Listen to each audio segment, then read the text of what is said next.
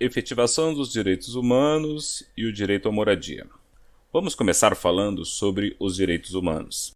Existe na sociedade brasileira um entendimento errado sobre os direitos humanos que diz: os direitos humanos só servem para proteger criminosos.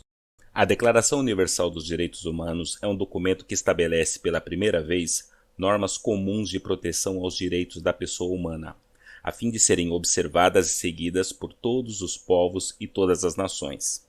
Elaborada por representantes de diferentes origens jurídicas e culturais, a Declaração Universal dos Direitos Humanos foi proclamada no dia 10 de dezembro de 1948 pela Assembleia Geral das Nações Unidas em Paris.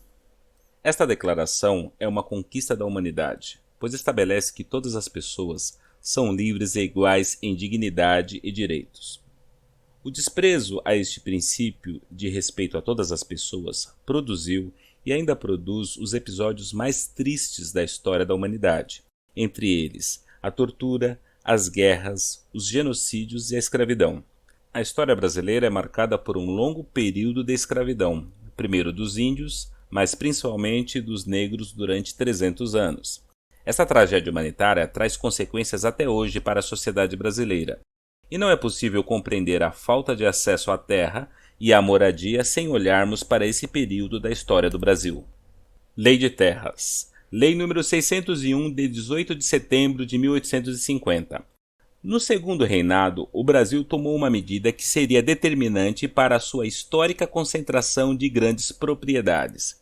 Em 18 de setembro de 1850, o imperador Dom Pedro II assinou a Lei de Terras. Esta lei estabeleceu que a zona rural seria dividida em grandes propriedades.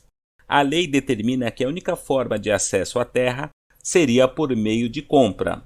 Só tem a terra quem puder comprar. E acabava com o sistema de sesmarias, que era o modelo que estabelecia normas de distribuição de terras para a produção agrícola.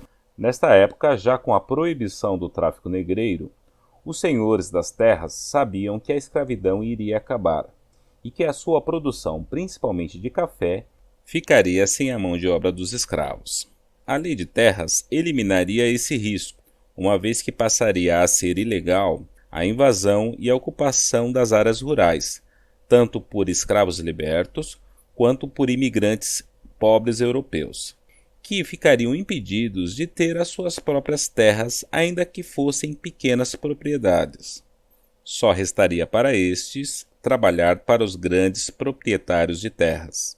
A falta de acesso à terra é um ponto fundamental, pois a Lei Áurea de 1888, lei de abolição da escravidão, não trouxe uma reforma agrária, o que forçou os negros libertos a permanecerem trabalhando em atividades com baixos salários.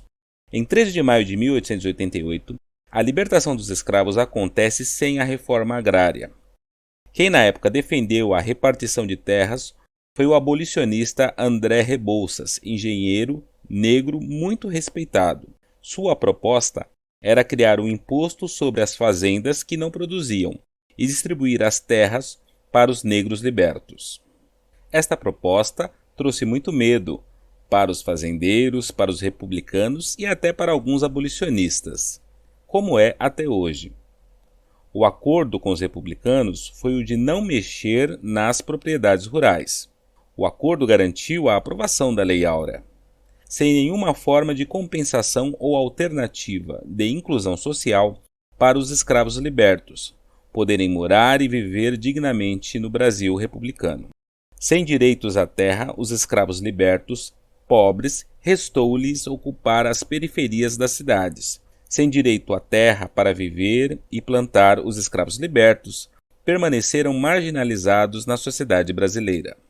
Nas periferias das grandes cidades brasileiras encontramos as favelas, chamado pelo IBGE, Instituto Brasileiro de Geografia e Estatística, de aglomerado subnormal, que é a ocupação irregular de terras públicas ou privadas, com habitações construídas sem planejamento e sem saneamento básico.